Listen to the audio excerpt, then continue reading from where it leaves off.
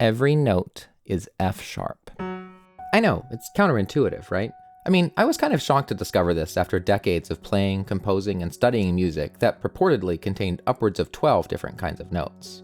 But I can't deny the evidence anymore. See, I recently stumbled across this ancient and 100% real treatise on music, which makes the following argument. Consider the note F sharp. Now pick any other note, call it N. The interval between these two notes is going to be N minus F sharp. Let's call that interval I.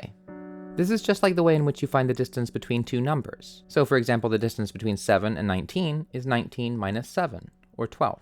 Musical intervals are just distances, so we can calculate them with pitch subtraction.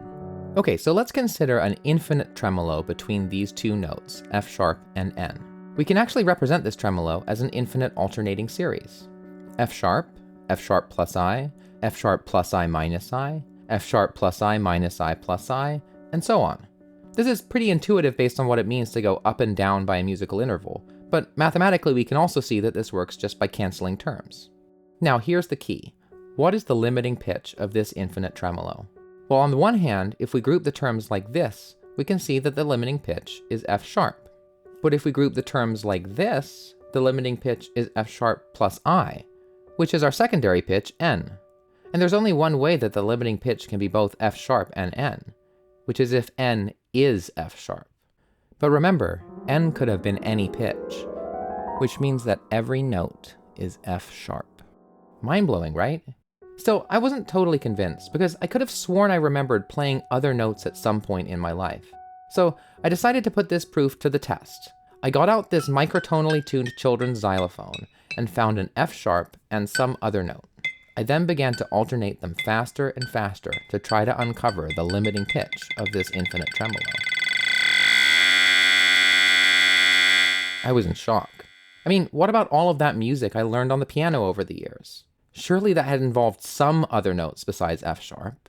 In increasing incredulity, I sat down at the piano and tried playing the Maple Leaf Rag.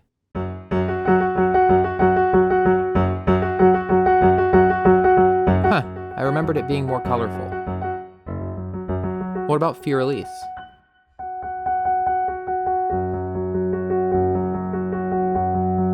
Shoot, that just sounds like F sharps too. I even turned to modern music and tried the first movement of Ligeti's Musica Ricercata. But even that had only one note. At this point, in one final act of desperation, I used the Python library Music21 to scan through every pitch in every Bach chorale and give me a list of every pitch class that showed up. Oh my god.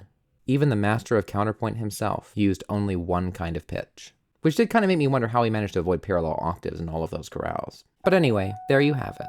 Indisputable theoretical and empirical evidence that every note is secretly an F sharp. I look forward to the peer reviews on my upcoming submission to the Journal of Music Theory. And to all the musicians out there, stay sharp. And stay tuned to this channel, because I have a feeling that another shocking discovery may surface around the same time next year, in early April 2026.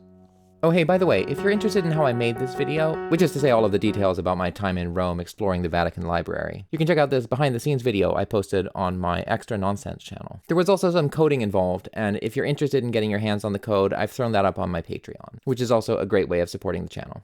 Thanks in advance.